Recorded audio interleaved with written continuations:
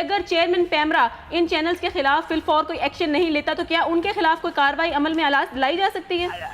देखिए, हम लोगों ने कल बाकायदा चेयरमैन पैमरा को कानूनी नोटिस जारी कर दिया और उनसे वजाहत तलब किया कि आपने क्यों अभी तक डायरेक्शन पे अमल दरामद नहीं किया, बल्कि उल्टा कल उन्होंने एक इंतबाह जारी कर दिया और कहा कि मिस रिपोर्टिंग किस बात की हुई है? क्या आपको मीडिया में इजाजत है अदलिया की तस्दीक करने की?